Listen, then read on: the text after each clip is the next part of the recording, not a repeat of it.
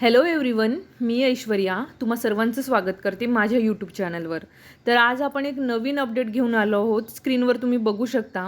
सांगली जिल्हा मध्यवर्ती सहकारी बँक लिमिटेड अर्थातच सांगली DCC बँक यांच्या अंतर्गत शिपाई पदाकरिता पदभरती प्रसिद्ध करण्यात आलेली आहे आणि आजचा आपला व्हिडिओ हा त्याच रिलेटेड आहे. या व्हिडिओमध्ये आपण जाणून घेणार आहोत कोण इलिजिबल आहे, एक्झाम पॅटर्न कसं असणार आहे, एक्झाम फी स्ट्रक्चर काय असणार आहे, सिलेक्शन प्रोसिजर काय असणार आहे, या रिगार्डिंग आजच्या आपल्या व्हिडिओमध्ये आपण डिटेलमध्ये चर्चा करणार आहोत. चला तर मग व्हिडिओला सुरुवात करूया आणि जाणून घेऊया संपूर्ण माहिती.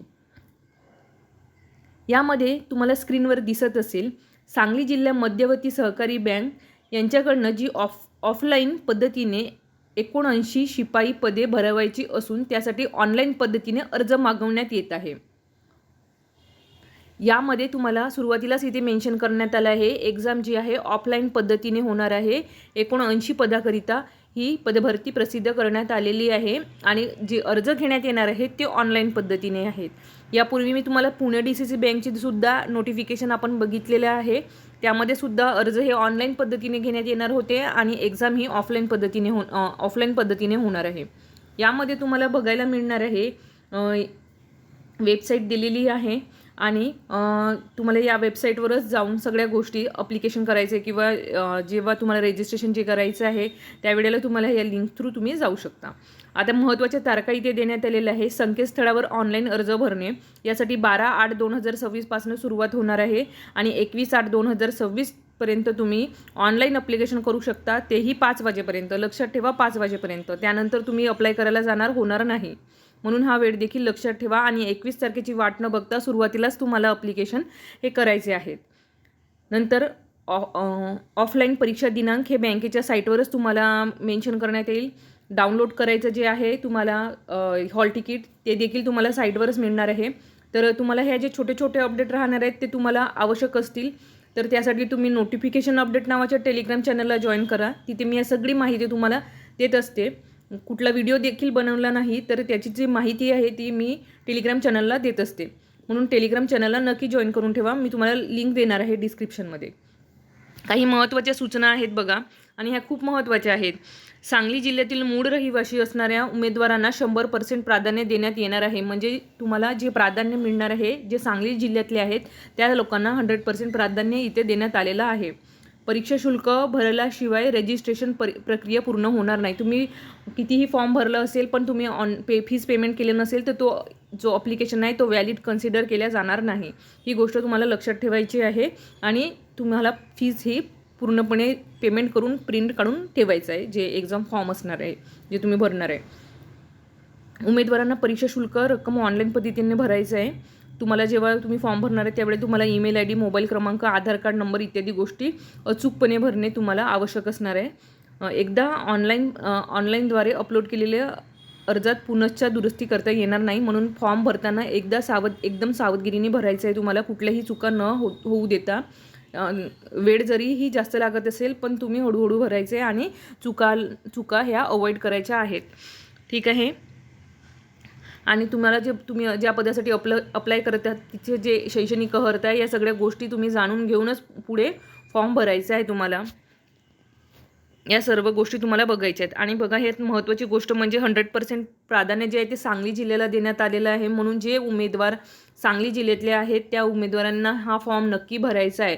आणि तुम्ही कॉम्पिटेटिव्ह करत आहात, तुम्ही उच्च पदासाठी जरी तयारी करत असाल तरीही हा फॉर्म अप्लिकेशन करा, कारण यामध्ये तुमचा जो कॉम्पिटिशन आहे तो जिल्ह्यातील लोकांसोबत आहे.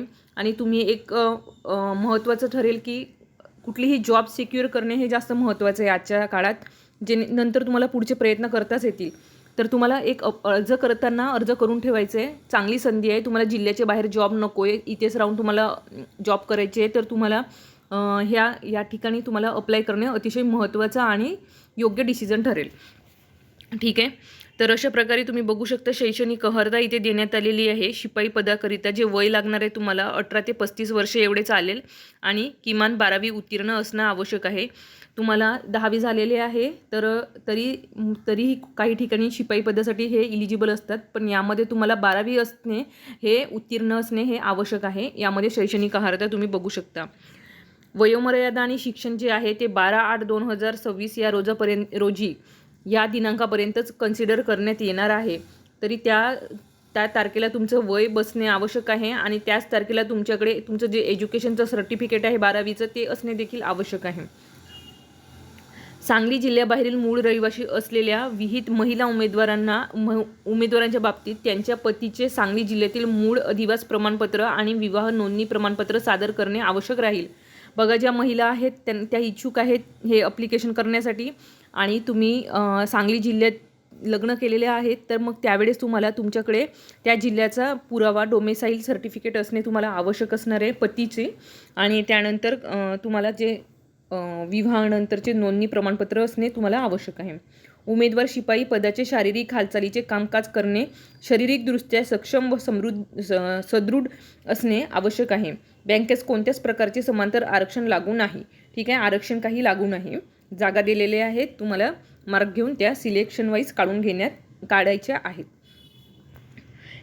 ऑफलाईन परीक्षा असणार आहे, हे 70 गुणांची असणार आहे.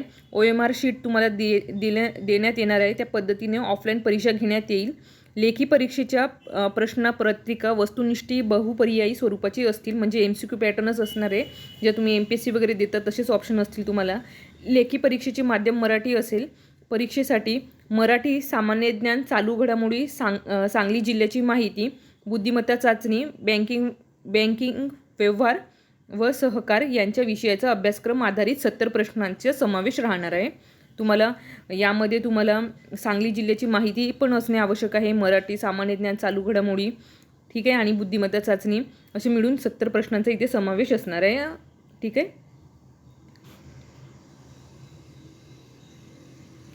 आणि मग तुमची कागदपत्र पडताळणी होईल आणि नंतर मुलाखत देखील आहे. मी आतापर्यंत जेवढे DCC बँकची आपण एक्झाम बघितली आहे त्यामध्ये मुलाखत आहे.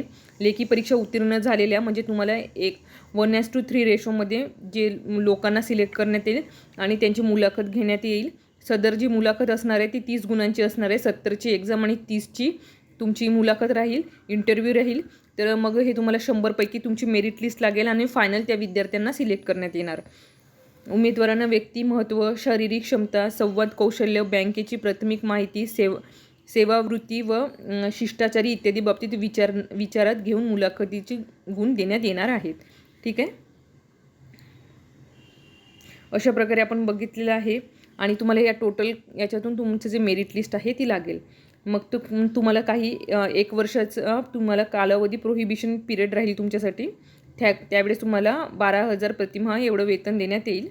यामध्ये परीक्षा शुल्क बघा 500 + 90 रुपये आणि 18% GST एवढा 590 रुपये एवढी तुम्हाला परीक्षा शुल्क ही लागणार आहे. परीक्षा शुल्क जे तुम्ही एकदा भराल ते नॉन रिफंडेबल असणार आहे. आणि यामध्ये जे ऑफलाईन परीक्षा होणार आहे त्यासाठी उमेदवारांना महत्त्वाच्या सूचना दिलेल्या जाणार आहे. उमेदवाराला मराठी व इंग्रजी भाषेचे ज्ञान असणे आवश्यक आहे. ठीक आहे. कुठलीही खोटी माहिती सादर करू नका, अन्यथा तुमच्यावर गुन्हा दाखल होईल. ठीक आहे. या सगळ्या गोष्टींची तुम्हाला जबाबदारी घ्यायची आहे. ऑनलाईन अर्ज आणि ऑनलाईन परीक्षा शुल्क ज्यावेळेस तुम्ही भरणार आहात त्यावेळेस तुम्हाला जे स्टेप फॉलो करायचे आहेत ते इथे देण्यात आलेले आहेत. ठीक आहे. तर अशा प्रकारे हा 5 पेजचाच PDF आहे. यामध्ये तुम्हाला किती MBची फाईल लागणार आहे. कधी भरताना आपल्याला प्रॉब्लेम जातो आणि आपल्याला लक्षात येत नाही, तर त्यावेळी तुम्ही PDF वाचायचा आहे, ओपन करायचं आहे आणि त्यामध्ये दिलेले इन्स्ट्रक्शन एकदा बघून घ्यायचे आहेत. ठीक आहे. आणि हा जर PDF तुम्हाला हवं असेल तर तुम्ही नोटिफिकेशन अपडेट नावाच्या टेलिग्राम चॅनलला नक्की जॉईन करा. तिथे तुम्हाला हे PDF मिळेल आणि परत एकदा तुम्ही बघा आणि त्यानंतरच अप्लिकेशन करायला सुरुवात करा. ठीक आहे. अशाच महत्त्वपूर्ण अपडेटसाठी चॅनलला लाईक, शेअर, सबस्क्राईब करायला अजिबात विसरू नका. धन्यवाद.